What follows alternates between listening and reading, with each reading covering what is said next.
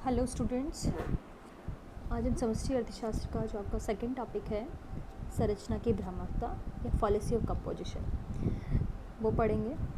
या इसको दूसरी तरह से आपका जो एक प्रश्न बन सकता है वो ये है कि समष्टि अर्थशास्त्र का हम पृथक अध्ययन क्यों करते हैं, क्यों ना इसको समष्टि अर्थशास्त्र के साथ ही अध्ययन कर लिया जाए, या ये एक ब्रांच अलग क्यों बनी।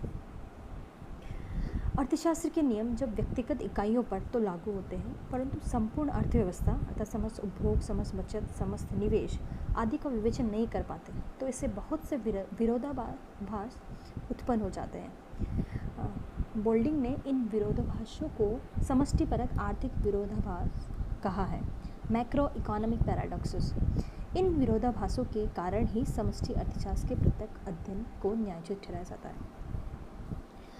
अब बहुत सारे जो व्यष्टि अर्थशास्त्र के नियम हैं या ऐसे नियम जो सिर्फ व्यक्तिगत इकाइयों, व्यक्तिगत फर्म, व्यक्तिगत आय, व्यक्तिगत उत्पादन, एक किसी फर्म के उत्पादन, इस पर लागू होते हैं, जो किसी एक पर्टिकुलर फर्म पर लागू होते हैं, वो आप संपूर्ण अर्थव्यवस्था पर लागू नहीं कर सकते। व्यक्तिगत उपभोग पे जो नियम लागू हो रहे हैं वह सब पर नहीं कर सकते। एक व्यक्ति या एक परिवार की बचत की अवधारणा को आप संपूर्ण राष्ट्र की बचत की अवधारणा पर लागू नहीं कर सकते। इस कारण बहुत सारे विरोधाभास उत्पन्न हो जाते हैं। इस विरोधाभासों के कारण ही हम समष्टि अर्थशास्त्र का अलग से अध्ययन करते हैं। इन सारी समष्टि समस्याओं का समाधान करने के लिए हम समष्टि अर्थशास्त्र का अध्ययन की आवश्यकताओं को महसूस करते हैं। आर्थिक क्षेत्र से समष्टिपरक विरोधाभासों के अनेक उदाहरण हम दिए जा सकते हैं। बहुत सारे उदाहरण हैं जिससे ये विरोधाभास स्पष्ट हो सकते हैं। जैसे बहुत ही प्रचलित एक विरोधाभास है बचत विरोधाभास, जिसको कहते हैं पैराडॉक्स ऑफ थ्रिफ्ट। इसके अनुसार बचत करना समाज के किसी एक व्यक्ति के लिए अच्छा माना जा सकता है, परंतु ये संपूर्ण समाज यदि ये संपूर्ण समाज बचत करने लग जाए तो ये देश की राष्ट्रीय आय तथा रोजगार को घटा देगा। कीन्स के अनुसार यदि मंदी के समय जब समाज के सभी लोग अपनी बचतें बढ़ा देते हैं, सेविंग्स बढ़ा दे, तो वास्तव में वह न केवल समस्त उपभोग मांग को घटा देती है, बल्कि समस्त मांग के कम होने से राष्ट्रीय आय तथा कुल रोजगार के घट जाने से राष्ट्रीय बचत घट जाएगी। देखो, बचत विरोधाभास क्या है। हम मानते हैं कि सेविंग करना एक बहुत अच्छा गुण है, हर किसी को सेविंग्स करनी चाहिए, अपनी जितनी कमाई है उसमें से कुछ पार्ट बचा के रखना चाहिए। लेकिन सपोज ऐसा सोचो कि इकोनॉमी में सारे ही लोग बचत करने लग जाए, सब बचत करने लग जाए, तो क्या होगा। जब बचत अधिक होगी तो खर्च कम होगा, कंजम्पशन कम होगा, कंजम्पशन या बाकी जो एक्सपेंडिचर है वो कम होगा।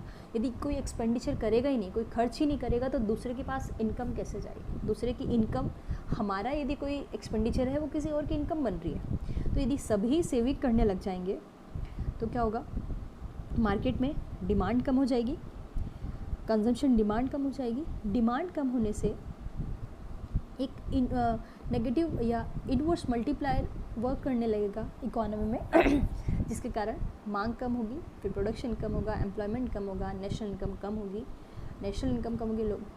प्रोडक्शन मतलब मांग कम होने की वजह से प्रोडक्शन कम हो रहा है, प्रोडक्शन कम होने की वजह से रोजगार भी घटेगा, क्योंकि तब प्रोडक्शन करना नहीं है।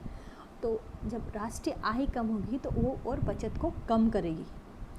तो इस तरह से ये अपने एक देख सकते हैं, सेविंग्स बढ़ेगी तो एग्रीगेट डिमांड कम होगी। एग्रीगेट डिमांड कम होने से एम्प्लॉयमेंट, नेशनल इनकम कम होती हुई दिख रही है, और नेशनल इनकम कम होगी तो नेशनल सेविंग्स भी कम हो जाएगी। तो एक विरोधाभास है जो एक व्यक्ति या परिवार के लिए तो सही है, लेकिन संपूर्ण अर्थव्यवस्था के लिए ठीक नहीं है।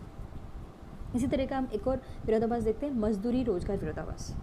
प्रोफेसर पेगू का विचार था कि मंदी व बेरोजगारी के काल में मौद्रिक मजदूरियों में कमी करने से रोजगार में वृद्धि होगी। क्लासिकल्स का मानना था कि वेज प्राइस फ्लेक्सिबल रहते हैं, हम कितना भी वेजेस को और प्राइस को फ्लेक्सिबल किया जा सकता है, इनके माध्यम से पूर्ण रोजगार को प्राप्त किया जा सकता है। मतलब मजदूरी की दर भी ऊपर और नीचे दोनों ही तरफ फ्लेक्सिबल है, कम किया जा सकता है, बढ़ाया जा सकता है। तो पेगू ने मंदी या बेरोजगारी का समाधान ये बताया है कि जब मंदी की स्थिति है इकोनॉमी में तो क्या किया जाए, बेरोजगारी या मजदूरी की दर को कम कर दिया जाए। मजदूरी की दर कम होगी तो मजदूरी की दर कम होने से एक तरफ तो मजदूरी की दर कम होगी तो डिमांड बढ़ेगी, लेबर की डिमांड बढ़ेगी और उसकी सप्लाई कम होगी, तो पूर्ण रोजगार वैसे ही प्राप्त हो जाएगा। ऐसा इनका मानना था। यद्यपि ये एक व्यक्तिगत उद्योग के लिए सत्य है, ऐसा हो सकता है, परंतु पूरे समाज या अर्थव्यवस्था के लिए ये निष्कर्ष अत्यधिक भ्रामक है। यदि संपूर्ण अर्थव्यवस्था में मजदूरी की दरों में सामान्य रूप से कमी कर दी जाए तो इससे समाज में वस्तुओं सेवाओं की समस्त मांग घट जाएगी, एग्रीगेट डिमांड कम हो जाएगी। मजदूरी आय में कमी के कारण मजदूरी में कमी हो रही है, आय में कमी हो रही है, तो लोगों की मांग ऑब्वियसली घटेगी और समस्त मांग में गिरावट के कारण बहुत से उद्योगों द्वारा उत्पादित वस्तुओं की मांग में कमी हो जाएगी। श्रम की मांग व्युत्पन्न मांग है, लेबर या किसी भी साधन की मांग डिराइव डिमांड होती है। डिराइव डिमांड वो होती है कि जिनकी डायरेक्टली डिमांड नहीं की जाती, लेकिन उनके द्वारा उत्पादित वस्तुओं की मांग होने से उनकी मांग होती है। जो श्रम के द्वारा उत्पादित वस्तुएं हैं उनकी यदि डिमांड बढ़ेगी तो श्रम की मांग भी बढ़ेगी।